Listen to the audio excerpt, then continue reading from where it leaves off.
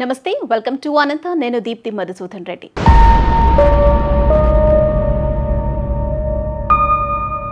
Calcutta RG Kar medical కాలేజీలో trainee డాక్టర్పై అత్యాచారం ఆపై హత్య జరిగి 40 రోజులవుతున్నా ఇప్పటి వరకు ఆ కేసు ఓ కొలిక్కి రాలేదు. ఈ కేసు నీరుగారిపోతుందేమో పక్కదోవ పడుతుందేమో అని ఒక అనుమానం ఉండేది. దీనికి కారణం ఈ కేసులో కేవలం సివిక్ వాలంటీర్ సంజయ్ రాయ్ని మాత్రమే అరెస్టు చేయడంతో పాటు అతనొక్కడే ఈ అత్యాచారం హత్య చేసినట్టు సాక్ష్యాలు ఉన్నాయి అని సిబిఐ చెప్పటం. ఇక్కడ సిబిఐ కూడా అమ్ముడు పోయిందేమో అనే అనుమానం కొంతమంది వ్యక్తం చేశారు. కానీ సిబిఐని అలా అనటానికి లేదు. ఎందుకంటే ఘటన జరిగిన తర్వాత క్రైమ్ సీన్లోకి ఎవ్వరిని రానివ్వకుండా చేశారు. సాక్ష్యాలను చెరిపేశారు. కేవలం సంజయ్ రాయ్కి సంబంధించిన బ్లూటూత్ ఫింగర్ ప్రింట్స్ తప్ప ఇంకేవి అక్కడ లేవు. ఎందుకంటే వాటన్నింటినీ చెరిపేశారు అనేది చాలా క్లియర్గా అర్థమవుతుంది. దీంతో పాటు ఘటన జరగటానికి ముందు ఘటన జరిగిన తర్వాతకు సంబంధించి కేవలం 27 నిమిషాల సీసీటీవీ ఫుటేజ్ మాత్రమే కోర్టుకి అందించారు ప్రభుత్వం తరపున న్యాయవాది కపిల్ సిబాల్. 24 గంటల్లో కేవలం 27 నిమిషాలే ఏంటి? ఇక్కడే అర్థమవ్వట్లేదా దీని వెనుక పెద్ద కాన్స్పిరసీ ఉందని? మృతదేహాన్ని పోస్టుమార్టం పంపించిన డాక్యుమెంట్ కూడా మిస్ చేశారు. ఓ పక్క సాక్ష్యాధారాలు కూడా మాయం చేశారు. ఆ అమ్మాయిని ప్లాన్ ప్రకారం చంపేశారని అంత క్లియర్గా అర్థమవుతున్నా సాక్ష్యాధారాలు లేక సిబిఐ కూడా ఏం చేయలేకపోయింది. ఇక ఈ కేసు నీరుగారిపోతుందేమో, సిబిఐ కూడా ఏం చేయలేదేమో అనుకున్న వాళ్ళందరికీ సిబిఐ ఒక మంచి విషయం చెప్పింది. ఆ అమ్మాయికి న్యాయం జరుగుతుంది అని మళ్ళీ ఆశలు చిగురించేలా చేసింది. ఇంతకీ సిబిఐ చేసిన ఆ మంచి పని ఏంటి అంటే, కాసేపు ఆ మంచి విషయం ఏంటి అనేది పక్కన పెట్టేస్తే ఇంకొక విషయం కూడా మీతో చెప్పాలి. అదేంటి అంటే, ఇప్పటికే ప్రిన్సిపల్ సందీప్ ఘోష్కి పాలిగ్రఫీ టెస్ట్ చేసిన సంగతి తెలిసిందే. ఇంతకీ ఆ పాలిగ్రఫ్ టెస్ట్లో ఏ ప్రశ్నలు అడిగారు అనేది మాత్రం ఆల్రెడీ చాలా ఆర్టికల్స్లో చూసే ఉంటారు. కానీ అతను ఏం సమాధానం చెప్పాడు అనేది మాత్రం ఎక్కడా ప్రచురించలేదు. అయితే దానికి సంబంధించిన ఒక నిజం బయటికి వచ్చింది. అదేంటి అనంటే, ఆ ప్రిన్సిపల్ ఆ పాలిగ్రఫ్ టెస్ట్లో చెప్పినవన్నీ అబద్ధాలే అని ఇంటెలిజెన్స్ రిపోర్ట్ ఇచ్చిందన్నమాట. ముందు నుంచి అనుకుంటూనే ఉన్నాం, అతను ఒక పెద్ద కాలేజ్కి principal, doctor, well experience doctor. తనకి తెలుసు పాలిగ్రఫ్ టెస్ట్ ఎలా చేస్తారో, ఆ పాలిగ్రఫ్ టెస్టులో తప్పించుకోవటానికి ఏం చేయొచ్చు అనేది కూడా అతనికి తెలిసే ఉంటుంది. ఖచ్చితంగా ఇది తప్పుతో పట్టిస్తాడు ఆ ప్రిన్సిపల్ అని అనుకుంటూనే ఉన్నాం. ఎగ్జాక్ట్లీ అదే జరిగింది. ఇప్పుడు ఇంటెలిజెన్స్ రిపోర్ట్ ప్రకారం ఆ పాలిగ్రఫ్ టెస్టులో ఆ సందీప్ ఘోష్ చెప్పినవన్నీ అబద్ధాలే అనేది చాలా క్లియర్గా అర్థమవుతుంది. అంటే ఎవరిని మోసం చేద్దాం అనుకుంటున్నారు? ఇక ఈ కేసు వెనుక పెద్ద కుట్ర దాగి ఉంది. దాని వెనుక ఎవరున్నారు?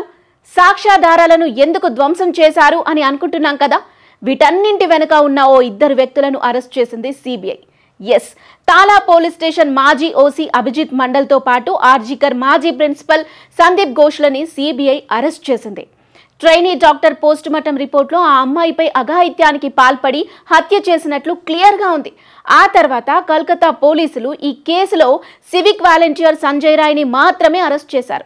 ఆ తర్వాత ఈ కేసు సిబిఐకి వెళ్ళింది. ఈ కేసు సిబిఐ దర్యాప్తులో భాగంగా ఆర్జికర్ మాజీ ప్రిన్సిపల్ సందీప్ ఘోష్, తాలా పోలీస్ స్టేషన్ మాజీ ఓసీ అర్జిత్ మండల్, హాస్పిటల్లో ఆ రోజు డ్యూటీలో ఉన్న వాళ్లతో సహా 100 మందిని సిబిఐ విచారించింది. సంజయ్ రాయ్, సందీప్ ఘోష్తో పాటు మరో 4గురికి పాలిగ్రఫ్ టెస్ట్ కూడా చేయించింది. ఇక ఇప్పుడు ఈ కేసులో సందీప్ ఘోష్, అభిజిత్ మండల్ను తాజాగా సిబిఐ అదుపులోకి తీసుకుంది. ఘటన జరిగిన రోజు రాత్రి ఆర్జికర్ మాజీ ప్రిన్సిపల్ సందీప్ ఘోష్, తాలా పోలీస్ స్టేషన్ మాజీ ఓసీ అభిజిత్ మండల్ మధ్య సంభాషణ జరిగిందని సిబిఐ కోర్టులో పేర్కొంది. ఇందుకు సంబంధించిన ఆధారాలు సిబిఐకి లభించాయి. ఈ అంశాన్ని సిబిఐ న్యాయవాది కోర్టుకు అందించారు. అయితే క్రాస్ ఎగ్జామినేషన్ సమయంలో అభిజిత్ మండల్ సంభాషణను ఖండించారు. కానీ సిబిఐ లాయర్ అంత ఈజీగా వదిలిపెట్టలేదు. ఆయన కోర్టును అడిగారు, సిడిఆర్లో సందీప్తో సంభాషణ ఉంది, దీని వెనుక ఏదో కుట్ర ఉండొచ్చనే అనుమానం ఉంది, దాన్ని కోర్టు ముందుకు తీసుకురావాలి అనుకుంటున్నాం. సందీప్, అభిజిత్లను ముఖాముఖిగా క్రాస్ ఎగ్జామిన్ చేయాలి అనుకుంటున్నామని సిబిఐ లాయర్ కోర్టు దృష్టికి తీసుకొచ్చారు. దీంతో నిందితులను 2ని కూడా సిబిఐ కస్టడీకి అప్పగించింది కోర్టు. నిజానికి ఓసీ అభిజిత్ పాత్ర అనుమానాస్పదంగానే ఉంది. అతన్ని ఇప్పటికి చాలాసార్లు విచారించింది సిబిఐ. కానీ ప్రతిసారి పొంతనలేని సమాధానాలు చెప్తున్నాడు. అసలు అభిజిత్ ముందు రోజు ప్రిన్సిపల్ని కలవాల్సిన అవసరం ఏమొచ్చింది? ముందు నుండి అనుమానిస్తున్నట్లు ప్లాన్ ప్రకారమే చేశారా? అందుకే ముందుగా ఈ ఘటనని ఆత్మహత్యగా చిత్రీకరించే ప్రయత్నం చేశారా? అందుకే ఘటనా స్థలానికి ఎవ్వరిని అనుమతించలేదా? అందుకే ఆ అమ్మాయి తల్లిదండ్రులను కూడా తన కూతురిని చూసుకునేందుకు అనుమతించలేదా?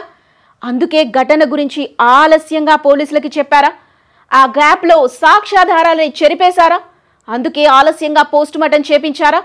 అందుకే ఆగ మేఘాల మీద ఆ అమ్మాయి దహన సంస్కారాలు నిర్వహించారా? వాళ్ళ తల్లిదండ్రులు సెకండ్ పోస్టుమార్టంకి బాడీని ఉండనివ్వమని అడిగినా వినిపించుకోలేదా? అందుకే ఆ తల్లిదండ్రులకి లంచం ఇవ్వటానికి ప్రయత్నం చేశారా? ఈ విషయం ఆ తల్లిదండ్రులు ఎక్కడ బయట పెడతారో అని భయపడ్డారా? మరందుకే మమతా దీది ఆ తల్లిదండ్రులకి డబ్బులిచ్చే ప్రయత్నం చేసిందా? ఇవన్నీ లింక్ చేస్తుంటే మనకెన్ని అనుమానాలు వస్తున్నాయో కదా. ఈ కేసులో నిజ నిజాలని బయటికి తీసుకురావాల్సిన అవసరం ఉంది. అభిజిత్ పోలీసుగా తన కర్తవ్యాన్ని నిర్వర్తించలేదు. అత్యాచారం, హత్య కేసులో అతడు జాగ్రత్తగా వ్యవహరించలేదు. ఆధారాలు ధ్వంసం చేశాడు. పోస్టుమార్టం వేలిముద్రలు, పాదముద్రలు కూడా ధ్వంసమయ్యాయని సిబిఐ అంటుంది.